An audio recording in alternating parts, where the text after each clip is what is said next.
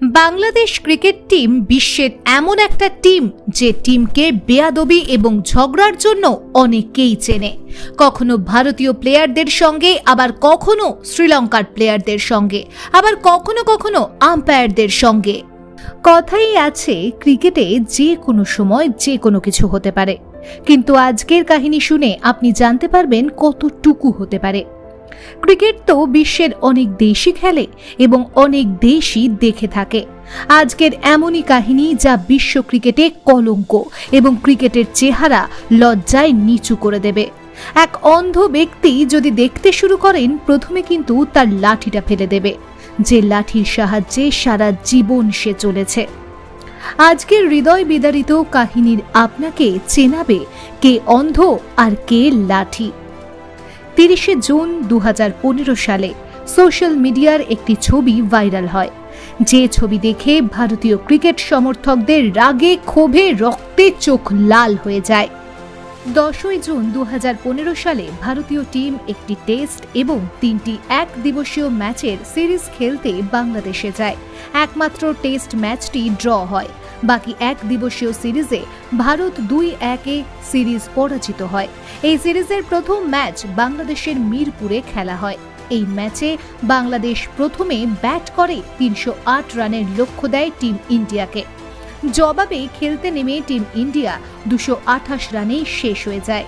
এই ম্যাচে বাংলাদেশের পেসার মুস্তাফিজুর রহমান ইন্ডিয়ার 5টি গুরুত্বপূর্ণ উইকেট শিকার করে বাংলাদেশ 79 রানের জয় তুলে নেয়। এই ম্যাচ হারার পর ভারতীয় সমর্থকদের অনেক কষ্ট হয়েছে, কিন্তু ভারতীয় সমর্থকদের কাছে মনে হয়েছে সিরিজের তো আরও 2টো ম্যাচ বাকি আছে, ওই 2টি ম্যাচ ভারত জিতে সিরিজ নিজেদের করে নেবে। এই আশা, এই বিশ্বাস নিয়ে 21শে জুন 2015 সালে ভারত এই সিরিজের দ্বিতীয় ম্যাচ খেলতে নামে, কিন্তু এই ম্যাচেও মুস্তাফিজুর রহমান 6 উইকেট নিয়ে ভারতীয় ব্যাটিং লাইন আপ ধ্বংস করে দেয়। পুরো ভারতীয় টিমই 200 রানে সর্বহারা হয়ে যায়। বাংলাদেশ এই ম্যাচেও 4 উইকেট হারিয়ে সহজেই লক্ষ্যে পৌঁছে যায়। এই 2 ম্যাচে 11টি উইকেট নিয়ে মুস্তাফিজুর রহমান সিরিজ বাংলাদেশের নামে করে দিয়েছেন এবং দেখতে দেখতেই মুস্তাফিজুর রহমান বাংলাদেশের হিরো হয়ে উঠেছেন। এই সিরিজের তৃতীয় ম্যাচে ভারত বাংলাদেশকে তো পরাজিত করেছেন, কিন্তু এই জয়ের কোনো মূল্য ছিল না।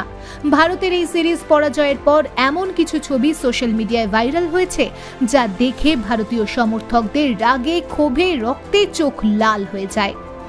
কিছু বাংলাদেশির দ্বারা এমন কিছু নিচু মানসিকতার কাণ্ড করা হয়েছিল যা ইন্ডিয়া জুড়ে নিউজ হতে শুরু করে দিয়েছিল। 29শে জুন বাংলাদেশের এক পত্রিকা প্রথম আলো এমন দৃশ্য ছাপিয়েছে, যে দৃশ্যের মধ্যে মহেন্দ্র সিং ধোনি, শেখর ধাওয়ান, রবীন্দ্র জাদেজা, অশ্বিন এবং বিরাট কোহলির অর্ধেক মাথায় চুল ছিল এবং অর্ধেক মাথার চুল ছেঁটে ফেলে দেওয়া হয়েছিল। এই ছবির মধ্যে মুস্তাফিজুরের হাতে কাটার দিয়ে ভারতীয় প্লেয়ারদের টাক করানো দেখানো হয়েছে। এই পোস্টারে লেখা ছিল, আমরা এই কাটার ব্যবহার করে ফেলেছি, চাইলে আপনিও করতে পারেন। এরই সঙ্গে পুরো ভারতীয় টিমের মজা উড়িয়ে লিখেছেন, মুস্তাফিজুর রহমানের এই কাটার ঢাকা এবং মিরপুরে পাওয়া যায়। মুস্তাফিজুর রহমান নিজের স্লো কাটারে ভারতীয় ব্যাটিংকে অনেকটাই ঝামেলায় ফেলে 3 ম্যাচের এই সিরিজে মোট 13 উইকেট নিয়ে ভারতীয় ব্যাটিং অর্ডারকে একেবারে ধ্বংস করে দিয়েছিলেন। বাংলাদেশিদের এমন মানসিকতার পরিচয় যখন শেয়ার হতে হতে ভারতে পৌঁছয়, তা দেখে ভারতীয় ক্রিকেট প্রেমীদের রক্তচাপ বেড়ে যায়। বিশ্বকাপ জয় করা অধিনায়ক এবং তার সহপাঠীদের নিয়ে এমন অবস্থা দেখে ভারতীয় সব ক্রিকেট প্রেমীরা এর বদলা চাওয়া শুরু করেছিল। কিছু পাগল নিজেদের ইতিহাস ভুলে গেছে 1999 সালে যখন বাংলাদেশ আইসিসির পূর্ণ মেম্বারশিপ না পেতে বসেছিল, তখন ভারত এসে তাদের পূর্ণ মেম্বারশিপ দিয়ে সাহায্য করেছিল। 2000 সালে যখন বাংলাদেশ আইসিসির পূর্ণ মেম্বারশিপ পায়, তখন বাংলাদেশের সঙ্গে কেউই টেস্ট খেলতে রাজি ছিল না।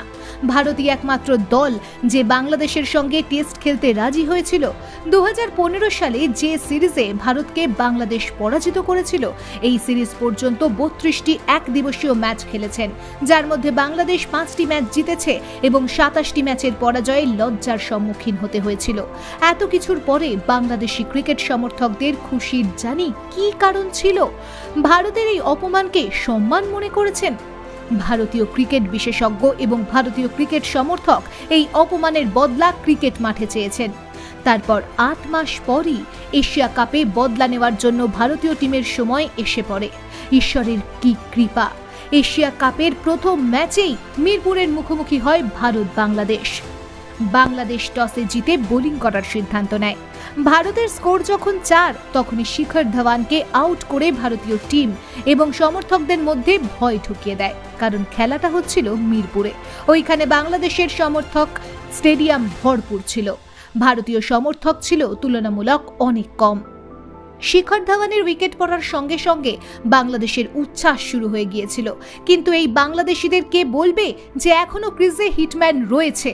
হিটম্যান তখন ওই কাটার মাস্টার বোলারকে খুঁজছিলেন, যিনি কাটারের মাধ্যমে সকলের মাথার চুল উড়িয়ে দিয়েছিলেন। তখনই 5 নম্বর ওভারে বল হাতে আসেন মুস্তাফিজুর রহমান।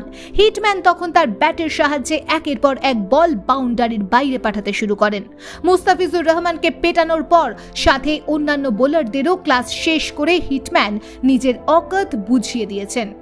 শেষ পর্যন্ত হিটম্যান 55 বলে 83 রানের ইনিংসই খেলেছেন এবং 6 নম্বরে ব্যাট করতে এসে হার্দিক পান্ডিয়াও 18 বলে 31 রানের ইনিংস খেলেছেন।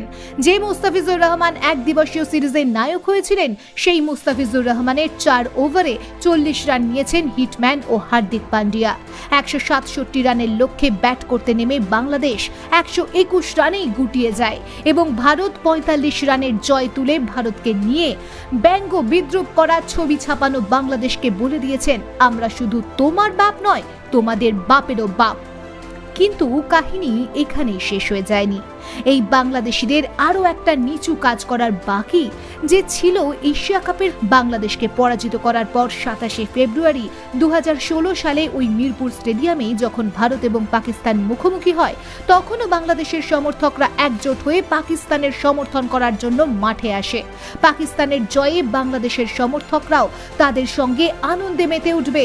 কেন জানি বাংলাদেশের সমর্থকরা ভারতের প্রতি এত ঘৃণা।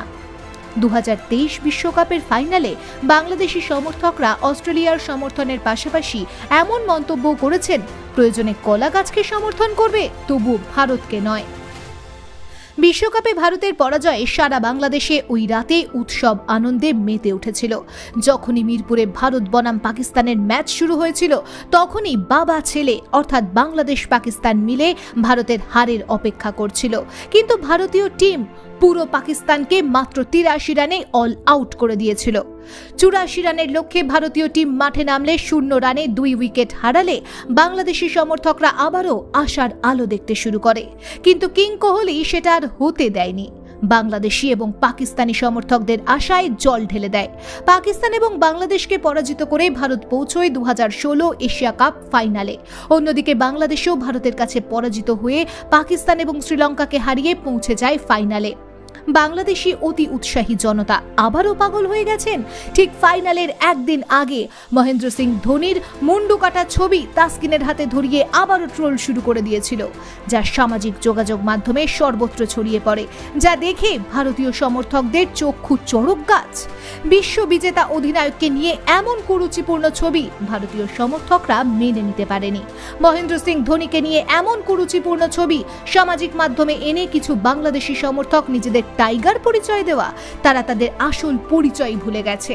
যে বাংলাদেশকে ভারত স্বাধীনতা দিয়েছে, যে বাংলাদেশিরা আজকে বাংলা ভাষায় ভারতকে অপমান করছে, এই বাংলা ভাষার জন্ম কিন্তু ভারতেই। আমার সোনার বাংলা যে জাতীয় সঙ্গীত বাংলাদেশিরা গাইছে, এটাও আমাদের ভারতীয় কবি রবীন্দ্রনাথ ঠাকুর 1905 সালে লিখেছিলেন। তোমাদেরকে সবকিছু ভারতই দিয়েছে, এই ভারতকে নিয়ে তোমাদের এত বিরোধিতা কেন? এবার সময় এসেছে সবকিছু বদলা নেওয়ার। যে মিরপুর থেকে এই বিতর্ক শুরু হয়েছিল 6 মার্চ 2016 সালে, এই মিরপুরেই এশিয়া কাপের ফাইনাল ম্যাচ খেলা হয়েছিল। বৃষ্টির কারণে 15 ওভারের খেলা শুরু হয়। বাংলাদেশ প্রথমে ব্যাট করে 15 ওভারে 120 রান সংগ্রহ করে 121 রানের লক্ষ্য নিয়ে ভারতীয় টিম মাঠে নামে। শেষ 14 বলে যখন ভারতের 22 রান প্রয়োজন, তখন মাঠে আসে মহেন্দ্র সিং ধোনি। ফাইনালের একদিন আগে ধোনির ভাইরাল হওয়া ছবি দেখে ধোনি এতটাই রাগান্বিত ছিলেন তা তার ব্যাটিংয়ে স্পষ্ট হয়ে উঠেছে। মহেন্দ্র সিং ধোনি মাত্র 6 বলে 20 রান সংগ্রহ করেই ভারতের জয় এনে দিয়েছেন এবং বাংলাদেশি উগ্র সমর্থকদের যোগ্য জবাব দিয়েছেন। এই ম্যাচে টাইগারের ব্যাটে যারাই এসেছিলেন সবাই ম্যাচ শেষে বিড়াল হয়ে গিয়েছে।